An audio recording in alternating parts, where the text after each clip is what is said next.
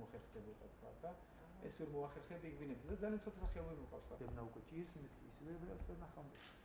აბა შეხედით რომ სიბერე.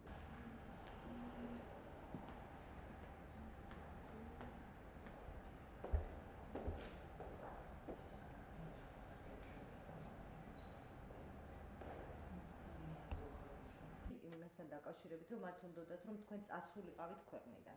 რათა არ ქონოდათ პირველი რასაც გავაკეთებ მიმართავ სასამართლოს ილუზია არ მაქვს ჩვენი სასამართლოს მაგრამ ეს ერთადერთი სწორი გზაა. ამავდროულად არ ვაპირებ შევაჩერო პროცესი რომელიც დავიწყე როგორი გეგმებიც ჰქონდა ისეთივე გეგმებით გავყვები და განვახორციელებ და მივახცე მას რასაც გეგმავდი ჩემს გუნდთან ერთად. შედეგი ერთი იქნება რომ არჩევნებს რომლებსაც ისინი აპირებენ ამ გზით ჩემი გათიშვის გზით ჩაატარონ და რომ მივიდნენ თქვა თეორიულად დაუშვათ და ესეთი არჩევნები შედგეს რა თქმა უნდა ესეთი არჩევნები ლეგიტიმურად ვერ ჩაითვლება. მე ვაპირებ ძალების გაერთიანებას, შემოკრებებას, ყველა ჯანსაღი ძალა, პოლიტიკური ძალა და მე მგონი რომ ამას მოვახერხებ, ერთად დავდგეთ. ძალიან დიდი ალბათობით თუ გაინტერესებთ 90% მინიმუმ ალბათობით მე ვაცნობიერებ რომ ჩვენ მოვალთ აბსოლუტური უმრავლესობით პარლამენტში.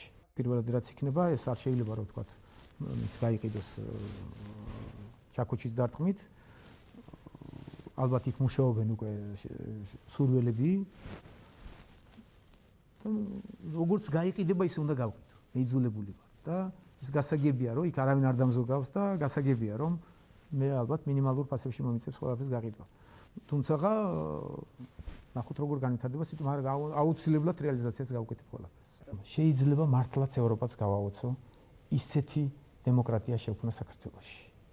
ისეთი ჭეშმარიტი დემოკრატია რომ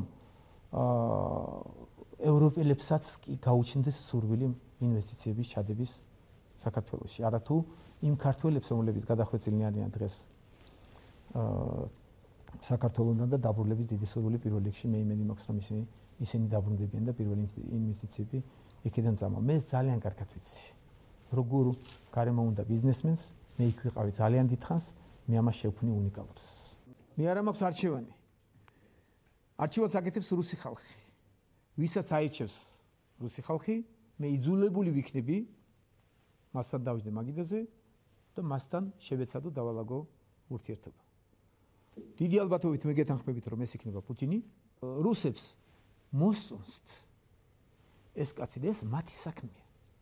თუმცა რა თქმა უნდა ევროპისთვისაც, ამერიკისთვისაც, ცივილიზებული სამყაროსთვის უფრო დემოკრატიული რუსეთი იქნებოდა საინტერესო.